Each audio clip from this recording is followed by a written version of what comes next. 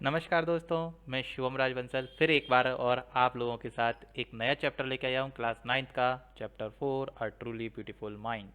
ये आप इन लोगों से चेहरा ही देख के समझ गए होंगे कि आज मैं ये चैप्टर जो है वो किससे रिलेटेड है। एक बहुत प्यारा माइंड, ब्यूटीफुल माइंड, ठीक है। और इन लोगों के इनके बारे में आप बहुत अच्छे से जानते हो। नाम है अल्बर्ट आइंस्टीन। वाह, व्हाट्स अ नेम। मतलब ये इतने इंटेलिजेंट थे ना, लेकिन फिर भी सब ना इनके टीचर्स वगैरह ना बहुत उल्टा सीधा बोलते थे इनके बारे में, जबकि ये ऐसे थे नहीं। तो अगर देखा जाए तो स्टार्ट करते हैं इनके बारे में। पढ़ते हैं, क्लास नाइन्थ का ये चैप्टर है, बहुत अच्छा चैप्टर है, आर ट्रूली ब्यूटीफुल माइंड। ठीक है ना। इनके बारे में बच्चों को नॉलेज होना चाहिए, साथ में जो कंपटीशन की तैयारी कर रहे हैं, लाइक टेट वगैरह की जो तैयारी कर रहे हैं, उसमें ये चैप्टर्स पूछा जाता है। तो चलिए स्टार्ट करते हैं, इसी के साथ हम आगे बढ़ते हैं अपने। Okay, so here you see that कि अल्बर्ट आइंस्टीन जो थे ना, वो इनका जन्म कहाँ हुआ। Albert Einstein was born on March 1487 in the German city of Ulm. ठीक है, उलम में इनका जन्म हुआ था। कहाँ पर? जर्मन सिटी में। He had no sign of greatness. ठीक है, इनके पास ग्रेटनेस का, इनके पास मतलब जब ये पैदा हुए थे ना, तो इनका कोई साइन नहीं था इनकी ग्रेटनेस का। ये मतलब किस तरीके से समझदार थे, इस तरीके से इनका कोई साइन नहीं था। His mother thought that he was a freak. इनकी जो माँ सोचती थी ना, वो सोचती थी ऐसी ही है, फ्रीक है, ठीक है, ज़्यादा कुछ खास नहीं है इनके पास। ठीक। अल्बर्ट एज अनकॉमन, लेकिन जो अल्बर्ट थे ना, वो अनकॉमन लोग थे, अनकॉमन पीपल जिसको बोला जाता है। When he learn to speak he spoke everything twice. जब ये बोलना सीखे तो ये ना हर चीज़ को ना डबल बार बोलते थे, बार बार पे। मतलब जैसे तू बोल रहा है तो तू तू इस टाइप के, ठीक है ना। जैसे सूप बोल रहे हैं तो सूप सूप, इस टाइप का डबल बार बोलते थे। He was boring for other childrens. मतलब ये दूसरे चिल्ड्रंस के लिए ना बोरिंग थे। और इनको पता है सबसे मेन बात क्या थी, इनको जो बच्चे थे ना, वो इनको बोरिंग ब्रदर बोलते थे। बताइए, कुछ भी नाम रख देते थे। So he played by himself much of the time. इसलिए ये ना खुद के साथ ही क्या करते थे, टाइम स्पेंड करते थे। मतलब कोई सी भी चीज़ पकड़ ली, मतलब कोई चीज़ ले लिया, पेन ही ले लिया, तो पेन के साथ लगे हैं खेलने के लिए, उनसे ही टाइम स्पेंड कर रहे हैं अपना। तो इनको किसी की चीज़, इन्हें किन्हीं लोगों की ज़रूरत नहीं थी। और इनसे हमें सीखना चाहिए कि जो ज़िंदगी में हम हम क्या सोचते हैं कि हम एक पर्टिकुलर होते हैं कि नहीं, उन उसके बिना हमारा काम नहीं चलेगा, बट नहीं। हम अपने आप में ही इतना होते हैं कि हम खुद ही अपना क्या कर सकते हैं, टाइम स्पेंड कर सकते हैं। He loved mechanical toys. इन्हें मैकेनिकल टॉयज मतलब मशीने वाले जो टॉयज आते थे, खिलौने आते थे जिनमें मशीन्स वगैरह लगी होती थी, उनसे बहुत ज़्यादा प्यार था। Looking at his newborn sister, जब इनकी एक सिस्टर पैदा हुई जिसका नाम था Maja, he asked where he wheels were. तो जब ये पैदा हुई माजा, तो इनसे ना पता पूछा गया, इन्होंने क्या बोला जब वो पैदा हुई कि इसके पैर का, इसके पहिए कहाँ हैं बताओ। ये उसमें भी ना टॉय मतलब वो मशीन ढूंढ रहे हैं कि ये मशीन है। एक्चुअल में इनका माइंड था बहुत अनकॉमन माइंड था। ये कुछ भी चीज़ को है ना डबल बार बोलना, ठीक है ना, मशीनों से प्यार करना, इस तरीके से इनका चलता था। आगे देखते हैं। वायोलिनिस्ट अल्बर्ट, सॉरी सॉरी सॉरी, हर व्हील्स वर।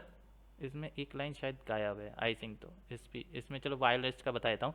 इनकी माँ जो थी वो 6 ईयर की एज में ना इन्हें क्या कर दिया था कि 6 ईयर की एज तक इनको मदर ने सोचा कि यार ये कुछ कर तो नहीं सकते, चलो इनको एक काम करते हैं, वायलिन ही सिखा, वायलिन ही बजाना सिखा देते हैं। तो 6 ईयर की एज तक आते आते ये ग्रेट वायलिनिस्ट हो गए, बताओ। अच्छे से वो वायलिन बजाने लगे। नेक्स्ट देखते हैं आगे। Albert pleases the headmaster. A headmaster told his father that Einstein would never make a success at anything. बताओ, हेडमास्टर ही ऐसा है जो बच्चों को क्या कर रहा है, डीमोटिवेट कर रहा है। ऐसा थोड़ी ना होता है। हेडमास्टर टोल्ड हिज फादर, उसके हेडमास्टर ने बोला उनके पिताजी से कि Einstein would never make a success at anything, कि ये आइंस्टीन है ना, ये कभी भी सक्सेस नहीं करेगा किसी भी चीज़ में। Einstein began playing at the age of 6। जबकि आइंस्टीन जो थे ना, वो 6 एज की उम्र में ही क्या करने लगे थे, प्लेइंग करने लगे थे। प्लेइंग का मतलब होता है कि कुछ बजाना, ठीक है ना, अच्छे से खेलना। Later he became a gifted violinist. इसके बाद वो ना मतलब अच्छे से वायलिन बजाना सीख गए थे, और गिफ्टेड वायलिनिस्ट उनके लिए एक हथियार हो गया था बजाने का। Leaves school for good, but Einstein was not a bad pupil. इन्होंने क्या किया, स्कूल अच्छे के लिए छोड़ दिया था, but Einstein was not a bad pupil. ये बेकार नहीं थे, इनको मतलब स्कूल से ज़्यादा प्यार नहीं था कि यार स्कूल में कुछ भी चलता रहता है। Einstein was not a bad, लेकिन इसका मतलब ये नहीं है कि वो बेकार थे। He joined a high school in Munich. इन्होंने स्कूल ज्वाइन किया मुनिच में, ठीक है। स्कूल ज्वाइन करने के बाद मुनिच में इन्होंने स्कूल ज्वाइन कर लिया। He scored good marks in every subject. इन्हें अच्छे मार्क्स मिलते थे हर सब्जेक्ट में। ही क्लैश्ड विथ हिज टीचर, ये क्लैश्ड हुआ करते थे, मतलब इनके जो टीचर्स हैं ना इनको क्या किया करते थे, क्लैश्ड किया करते थे।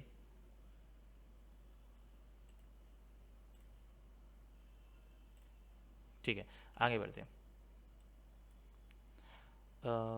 He did not like strict discipline and order in school. इनको पता है, पसंद नहीं था कि यार इतना डिसिप्लिन बता रहे हैं, क्या है ये स्ट्रिक्ट डिसिप्लिन की ना, कि ऐसे रहो वैसे रहो, एंड ऑर्डर इन स्कूल, और स्कूल के ऑर्डर से पसंद नहीं थे कि यार कोई इनको ऑर्डर दे। He left school for good at the age of 15।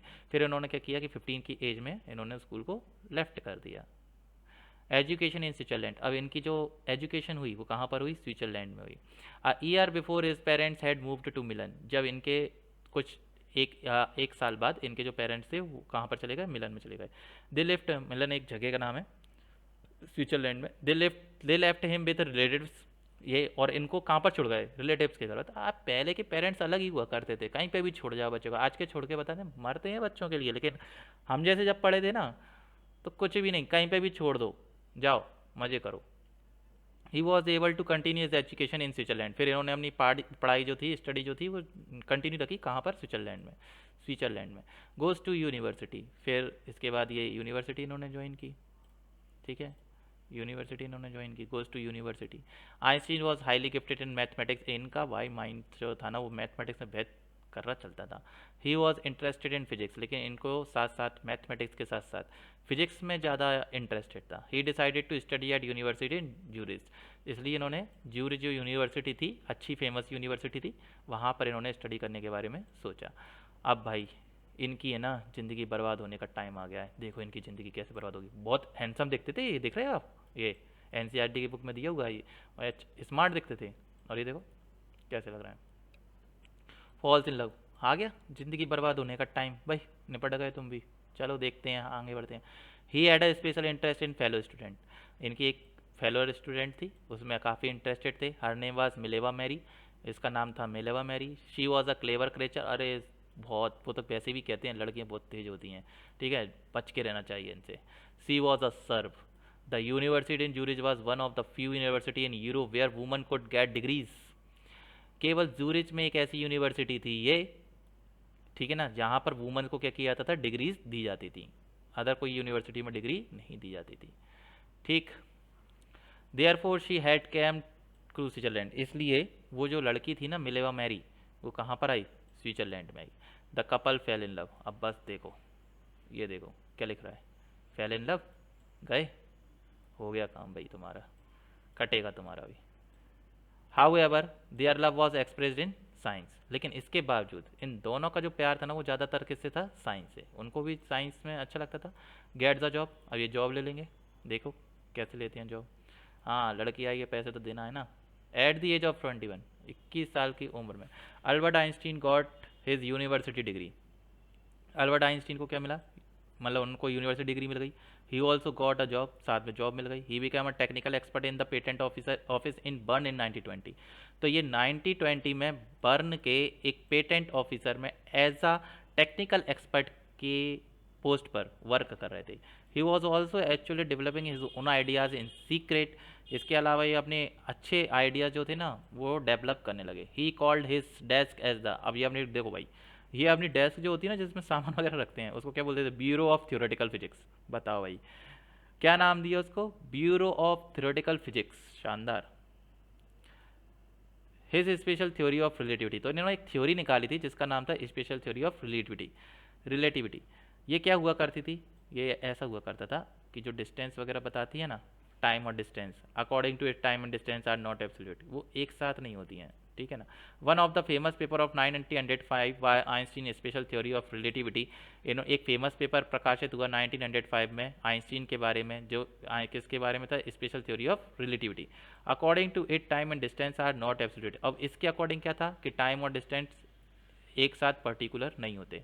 For example जैसे कि two perfectly accurate clocks will not show the same time if they come together after a journey. मान लीजिए आप दो क्लॉक को एक साथ मूव कराना स्टार्ट कर दो, ठीक है ना, उसका जो कांटा होता है ना, घड़ी का जो सुई होती है, उसको दो घड़ी लेना है अलग अलग से, अलग अलग, और उनकी ना सुइयों को एक ही मतलब 12 पर करके और फिर चालू कर दीजिए, तो वो जो जर्नी करेंगी एक राउंड लगाने में, वो कांटा ना थोड़ा सा हल्का सा आगे पीछे होगा, सेम, मतलब they come together after a journey, not show the same time, वो सेम टाइम शो नहीं करेंगे एक जर्नी के बाद। From this followed the world's most famous formula, इसके बाद इन्होंने वर्ल्ड का एक फेमस फार्मूला निकाला। It describe the relationship between, जो क्या बताता था, मास और एनर्जी के बीच का रिलेशन बताता था। E is equals to M E square, ये बेटा स्क्वायर है not two. E stands for energy, M for mass and C for the speed of light in vacuum. E का मतलब यहाँ पर क्या है, एनर्जी, एम का मतलब मास, और सी का मतलब क्या है, speed of light in vacuum, which is about कितना, 1 10 100 1000 10,000 lakh 3 lakh kilometre per hour per second. बताओ, इन्होंने ही विकसित कर दिया। Einstein's mother on Mileva. Einstein was solving the most difficulty problems in physics, ये फिजिक्स की डिफिकल्ट प्रॉब्लम्स को क्या करते थे, सॉल्व कर देते। His private life was starting to fail, लेकिन इनकी जो प्राइवेट लाइफ थी ना, जो लव वाली, वो फेल होने के कगार पर आ गई। He wanted to marry Mileva, ये चाहते थे कि मेरी भाई शादी हो जाए, किससे, मिलेवा से। But his mother was against it, लेकिन उनकी माँ बहुत अगेंस्ट थी। क्यों थी? शी थॉट, इसलिए कि Mileva was too old for him, Mileva जो थी ना बहुत ज़्यादा बूढ़ी थी, ओल्ड थी, ओल्ड बूढ़ी नहीं मतलब बड़ी थी। She was 3 years older than him, 3 साल बड़ी थी। सी वॉज बॉथर्ड बाय मिलेवाज इंटेलिजेंसी, और इसके अलावा वो इसलिए पसंद नहीं करती थी, मिलेवा ना बहुत इंटेलिजेंट थी, मतलब चतुर थी, मालूम था कि निपटा देगी मेरे लड़के को। आइंस्टीन मैरिज, अब आइंस्टीन ने मैरी कर ली। The pair finally married in January 1920, लेकिन कैसे ना कैसे इन लोगों ने नहीं माने भाई, अपनी माँ की भी नहीं माने। उन 1903 में इन्होंने शादी कर ली। 2 सन हो गए, but a few years later, लेकिन कुछ साल बाद द मैरिज फेल्ड, आ गई बात, हो गया काम। द कपल फाइनली डिवोर्स इन 1919, लेकिन डिवोर्स हो गया 1919 में। Einstein married is cousin Elsa the same year. अब उसके बाद क्या हुआ, ये आइंस्टीन भी बड़े चतुर थे, बताओ, अपनी कजिन से ही शादी कर ली, एल्सा उसी साल। हाँ, कोई फर्क ही नहीं पड़ता है, मतलब हाँ। रिसीव द नोबेल प्राइज, इनको नोबेल प्राइज ही मिल चुका। Einstein new chapter brought him world fame, Einstein का एक नया चैप्टर चालू हुआ वर्ल्ड फेम में। 1915 he had published his journal theory of relativity, फिर पहले क्या थी, थ्योरी ऑफ रिलेटिविटी, अब कौन सी आ गई, general theory of relativity. And eclipse of the sun in 1990 proved his accuracy, और इन्होंने किसके बारे में बताया, इक्लिप्स ऑफ द सन के बारे में बताया 1999 में, जो प्रूव्ड इट्स एक्यूरेसी, और उसके एक्यूरेसी के बारे में बताया। The newspaper called his work as a scientific revolution, और जो न्यूज़पेपर में बताया ना, एक बहुत बड़ा रिवॉल्यूशन था साइंटिफिक के बारे में। He received the Nobel prize for physics in 1921 को इनको नोबेल प्राइज मिला। He received honours and invitation from all over the world after that, फिर इसके बाद इन्हें काफ़ी सम्मान इन्विटेशन मिलने लगे भाई, इस पूरे संसार से हमारे यहाँ जाओ, ऐसा कर लो वैसा कर लो, इसलिए हम सबको भी ज़िंदगी में कुछ ना कुछ करते रहना चाहिए। आइंस्टीन इमिग्रेट्स टू यूएस, अब ये कहाँ चले जाएंगे, यूएस में चले जाएंगे। देखो, the Nazis came to power in Germany in 1933, ये जर्मनी में थे कब, 1933 में। तो ये नाजीज थे ना, वो लोग पावर में आ गए। आइंस्टीन इमिग्रेट मतलब युद्ध वगैरह होने लगे। आइंस्टीन इमिग्रेट, वहाँ से ये चले गए, दूसरी चले गए, मतलब दूसरी जगह चले गए, टू द यूनाइटेड स्टेट, कहाँ चले गए, यूनाइटेड स्टेट में। 5 साल बाद nuclear fission was discovered by the Nazis in Berlin, nuclear की खोज होने लगी कहाँ पर, बर्लिन के नाजीज में। It upset the American physicist, इससे क्या होगा कि जो अमेरिकन फिजिसिस्ट थे ना वो अपसेट हो गए। They were afraid that the Nazis would build and use an atomic bomb, अब इन्होंने तो ये डर गए कि ना कि भाई अमेरिकन जो फिजिसिस्ट थे वो डर गए कि यार ये नाजीज ने अगर ये बना लिया तो ये क्या करेंगे, एटॉमिक बम का यूज़ कर लेंगे और गिरा देंगे हमारे ऊपर। Einstein letter to US president, तो ये इस बारे में जब जानकारी आइंस्टीन को लगी तो उन्होंने एक लेटर लिखा यूएस प्रेसिडेंट को। क्या लिखा इन्होंने, Einstein wrote a letter to the American president Franklin D Roosevelt, ये इंपॉर्टेंट लाइन है। इन्होंने किसको लिखा था, अमेरिकन प्रेसिडेंट थे उस टाइम के फ्रैंकलिन डी रोजवेल्ट। 2 अगस्त 1939 को इन्होंने एक लेटर लिखा। In it he want that a single bomb of this type might destroy the whole part, इन्होंने कहा कि भाई अगर सिंगल बॉम्ब, न्यूक्लियर का सिंगल बॉम्ब भी अगर गिर जाए ना तो वो पूरे होल पार्ट को क्या कर देगा, डिस्ट्रॉय कर देगा। इट बोर फ्रूट, जमीन को अनुपजाऊ कर देगा। The American develop the atomic bomb in secret, लेकिन अमेरिकन जो लोग थे ना ये नहीं माने, इन्होंने सीक्रेट प्लान करके एटॉमिक बॉम्ब बना ही लिया। They dropped in Hiroshima and Nagasaki, Hiroshima and Nagasaki August 1940, आपने नाम भी सुना होगा हिरोशिमा एंड नाकासाकी, बहुत बड़ा कांड हुआ था यहाँ पर। 1945 में इन्होंने बॉम्ब गिरा दिया। आज भी वहाँ के लोग में आँखों वगैरह की समस्या होती है, बहुत ज़्यादा प्रॉब्लम्स होती है, एलर्जी टाइप की बनी रहती है। Einstein work for peace and democracy, अब आइंस्टीन वर्क कर रहे हैं किसके लिए, शांति के लिए। Einstein was deeply shaken by the extent of destruction. अब इससे ना बहुत ज़्यादा क्या हुआ, मतलब अंदर से ना बहुत दुख हुआ कि यार ये क्या, मतलब क्या चल रहा है, मतलब देश में। जैसे आज आप लोग भी हो तो आप लोग जब देखते होगे ना कि है ना ये संसार में क्या चल रहा है, क्यों लोग एक दूसरे को मारने पर उतारू हैं, क्यों किसी के रिलीजियन से नफरत वगैरह, ये सब चीज़ें क्यों हो रही हैं, आखिरकार क्यों है, इसके पीछे क्या रीज़न है। अगर भाई किसी का रिलीजन कुछ और भी है तो उस रिलीजन से नफरत क्यों, हम यहाँ पर क्यों शांति से नहीं रह पाते। तो ये चीज़ इनके माइंड में भी आ रही थी कि ना कि ऐसा क्यों हो रहा है कि हर कोई लड़ाई में लगा है, क्यों अगर किसी ने कुछ कह भी दिया तो भाई आप दूसरा वाला शांत हो जाए ना, लेकिन नहीं, उसको भी करना है। This time he wrote a public letter to the United nation. इसलिए इन्होंने यूनाइटेड नेशन को एक लेटर लिखा। In it propose the formation of a world government but this dot dot prove effective. इन्होंने कहा कि भाई ये जो वर्ल्ड गवर्नमेंट है ना ये फॉर्मेशन में है, लेकिन इसको प्रूव नहीं कर सके। Einstein the next decade involve himself in politics. तो अब ये किस में आ गए, पॉलिटिक्स में आ गए। He wanted to bring an end to the arms buildup, और ये अंत तक लड़ना चाहते थे कि भाई देश में शांति बनी रहे। He work for peace and democracy, और ये लगातार कोशिश करते रहे कि संसार में पीस और डेमोक्रेसी रहे। अब आइंस्टाइन की डेथ हो जाएगी। Einstein death in 1955 at the age of 76।